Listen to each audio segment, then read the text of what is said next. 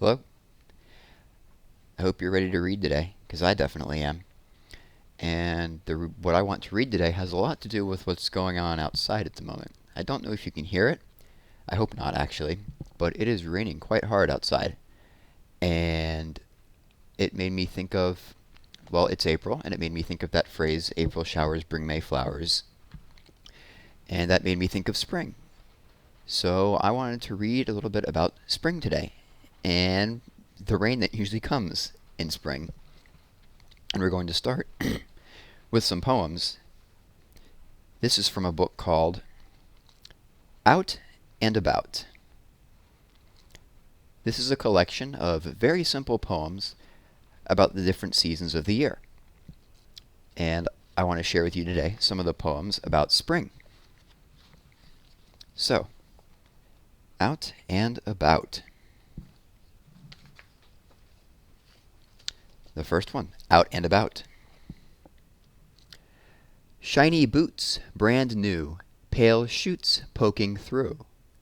In the garden, out and about, run down the path, scamper and shout. Wild whitewashing waves at the sky, the birds are busy, and so am I.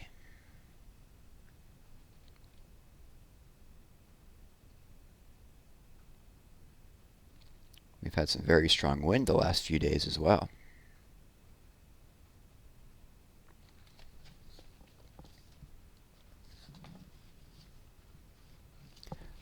Mudlarks. I like mud. The slippy, sloppy, squelchy kind. The slap it into pies kind. Stir it up in puddles, slither and slide. I do like mud.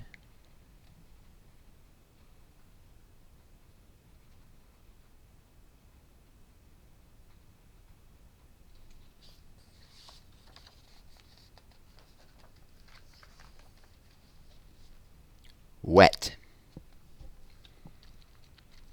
Dark clouds rain again. Rivers on the misted pane.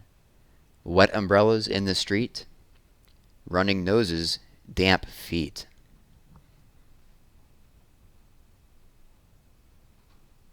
Yeah, that's more like what today looks like.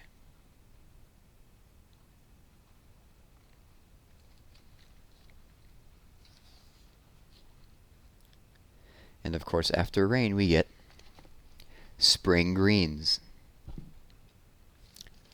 Bulbs in pots, twigs in jars, dads in the street washing cars. Greens in season, trees in bud, sky in puddles, ripples in mud. Birds in bushes singing loud, sun tucked up in a bed of cloud.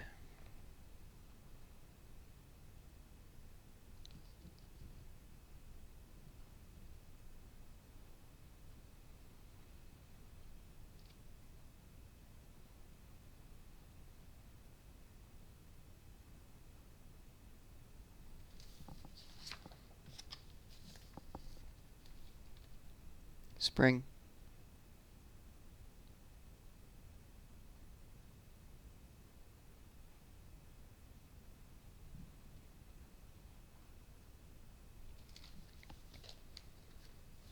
Just a few simple poems about spring I thought I'd share. And we move on to another story about a rainy day. This is from Old Bear and His Friends by Jane Hissey. And this one is called Hazel's Night Out.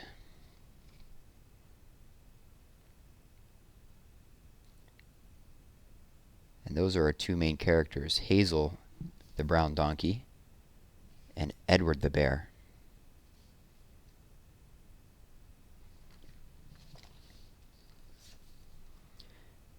Hazel, the little brown donkey, and Edward Bear were the very best of friends. They went everywhere and played everything together. Sometimes Hazel pulled Edward round in a little cart, and sometimes Edward would pull the cart and give Hazel a ride just for a change. At night, when they were tired, they tucked themselves into a little corner of the windowsill behind the curtain.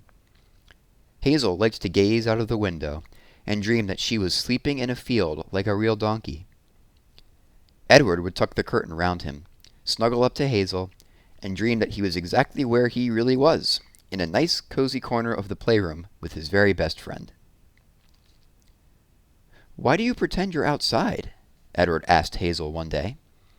"You'd be cold and miserable if you really slept in a field."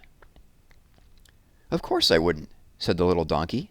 "I have thick fur to keep me warm." "Well, I'm quite happy to stay inside," said Edward. They settled down in their usual place that night. But next morning, when Edward woke up, Hazel was nowhere to be seen. Edward sat down to try and remember where he'd last seen his friend. "Now," he said to himself, "was she definitely with me last night?" But he already knew the answer. Yes, of course she was, because she was talking about how nice it would be to sleep in a field. Then, "Oh no," he said out loud, "perhaps Hazel has gone outside." Edward rushed to look out of the window. It was pouring with rain. The grass glistened, the trees dripped, and the sky looked as gray as old saucepans. Edward looked at the lawn, and he looked at the hedge, and then he looked at the field beyond the hedge, and then he saw Hazel. She was standing quite still in the middle of the field, staring at the ground. "She's there!" cried Edward. "She's outside in the field. I'm going out to get her." Lots of the other toys said they would come too, and soon a crowd of them, wrapped in coats and under umbrellas, was trudging across the lawn. "Hazel!" called Edward. "Come in! You'll get soaked!" "I can't," called Hazel. "What does she mean she can't?" said one of the other toys. "I don't know," said Edward. "I'll go and find out." Edward made his way across the field until he came to his old friend. "Hazel," he said, "have you been out here all night?" "Yes," said Hazel sadly. "And are you coming in now?" "No," said Hazel. "Why not?" asked Edward. "Because I'm so wet that my legs are all heavy with rain and I can't walk," said Hazel miserably. "Oh, I see," said Edward, and patted his friend gently. Sure enough, Hazel's fur was so full of rainwater that she felt like a sponge. "Can't you walk at all?" asked Edward. "Not at all," said Hazel. "My hooves feel as though they are fixed to the ground." "Don't worry," said Edward. "I think I may have the answer." Rushing back to the house, he fetched the little cart that Hazel usually pulled. Then, with some of the other toys, he dragged it across the field to the soggy donkey.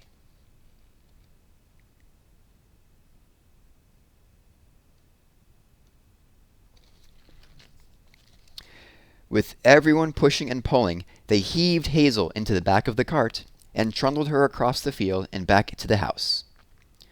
Once inside, they tipped her out, and everyone set to work to rub her fur dry. At last the poor donkey could move again. "Real donkeys don't get wet, do they?" said Hazel. "Not as wet as you," said Edward kindly. "But you're not a real donkey, you're a toy donkey, and toys have to stay dry." But to make his friend feel more like a real donkey, Edward cut out a picture of a shiny star and pinned it to the curtain. "Now you can look up and pretend you're outside," he said kindly. "This way, you can sleep under the stars and stay dry." "I like that," said Hazel, gazing at the star. "I think I shall be happy to sleep indoors now." There's her cutout star. And that's the end of that story. I think we have time for one more here. Another rainy day tale. Or at least a wet bear tale. And it is called Wet Bear.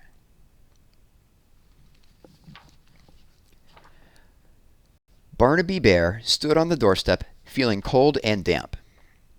What a day to be left out in the rain. How could they have forgotten that he'd been in the garden? It just wasn't fair. He was still standing there, gazing out at the rain, when Teddy George came into the kitchen. "Oh dear," he said. "What happened to you?" There's Barnaby. And that's Teddy George.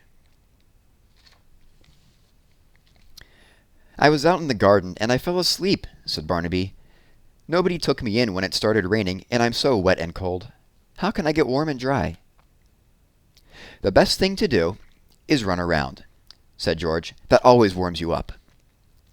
Barnaby Bear began to run up and down the kitchen. "Like this?" he puffed as he passed George for the 5th time. "Yes, that's the way," said George.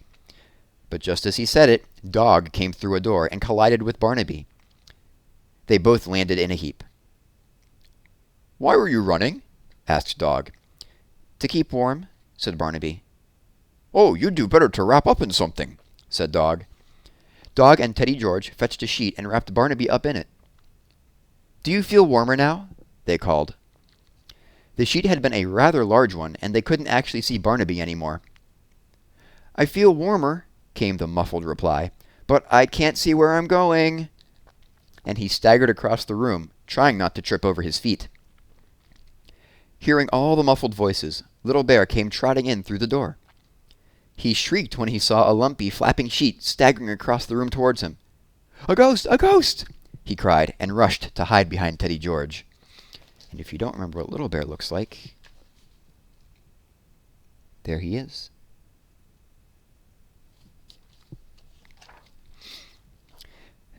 "No, it's all right," called the ghost. "It's only me, Barnaby. I'm trying to wrap up to keep warm. I got wet in the garden." "Why don't you just jump up and down?" said Little Bear. "But not dressed up as a ghost," he added. "All right," said Barnaby, throwing off the sheet and jumping up and down. "You're right, I am getting warmer, but I can't keep doing this till my fur's dry." "No," said Teddy George, "you can't. You're making the plates rattle. I tell you what, I saw a hot water bottle at the back of this cupboard one day. I could fill it with warm water from the tap. That will warm you up." Teddy George rummaged around and found the old hot water bottle. He took it to the tap and filled it with warm water. "There," he said to Barnaby. "Feel that."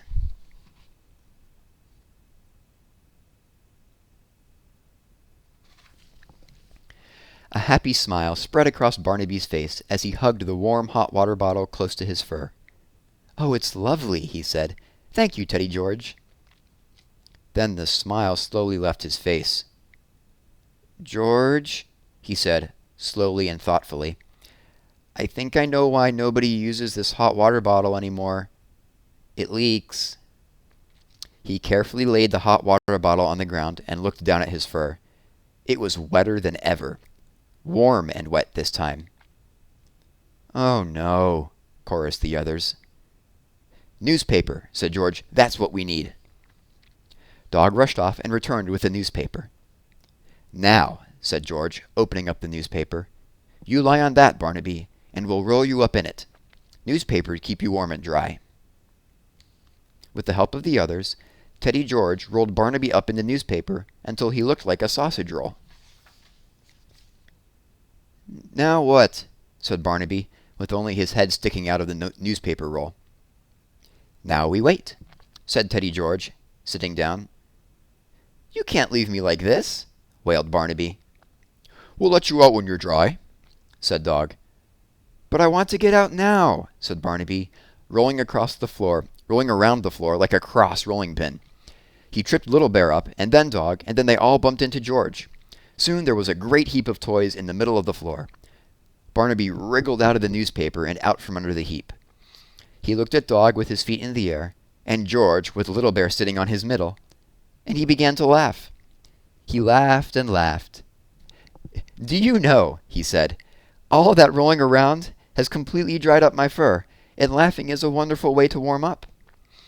I think I shall know what to do now if I ever get left out in the rain again." The end.